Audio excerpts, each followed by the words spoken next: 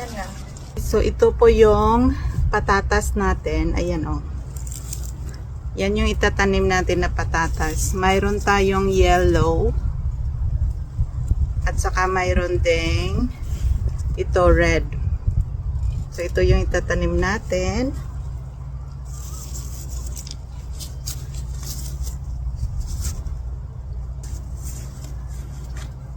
So, ayan na yung patatas natin, guys.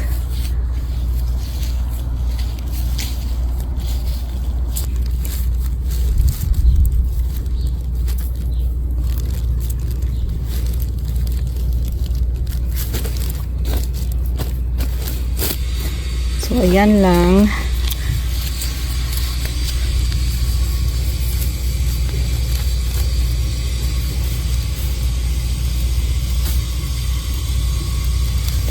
Add na lang ng soil every week. Dahil nilagyan ko siya ng garbage bag, kailangan siyang butasan para may madaanan yung water. So, ayan lang.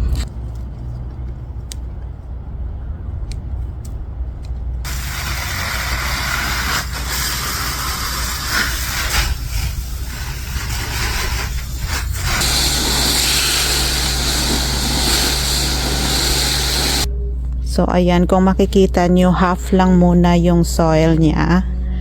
Kapag may nag-sprout na dyan, i-add na naman ng soil hanggang sa mapuno na talaga siya.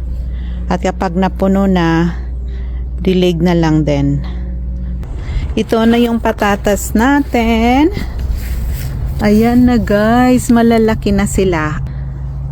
So, mag-add na ako ng lupa dyan.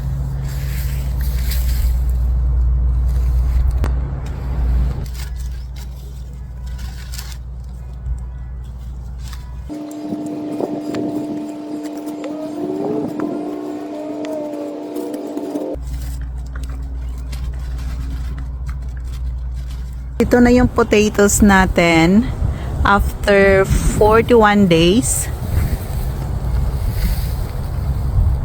Ang lalago na nila.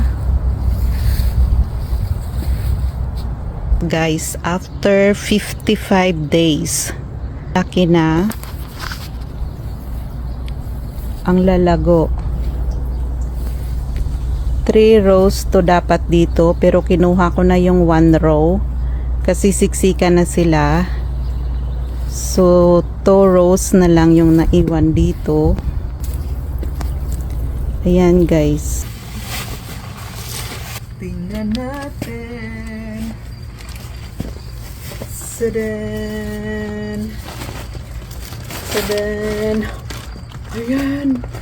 Oh, ayan, guys. Oh my God, ang dami. Ang dami, guys. Yan o. Oh. 7.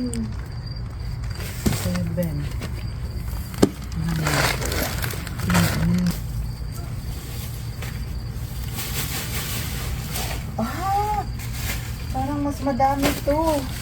Mas malaki. Tingnan mo guys, oh.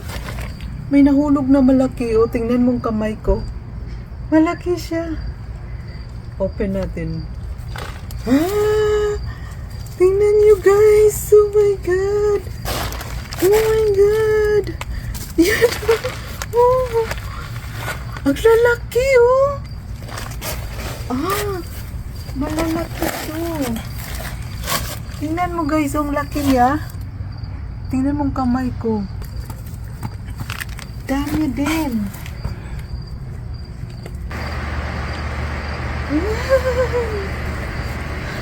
Malalaki din guys. Oh.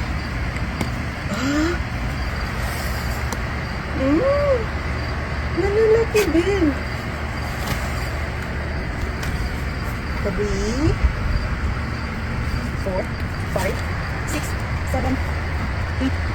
9, 10, 11, 12, 13, 14, 15,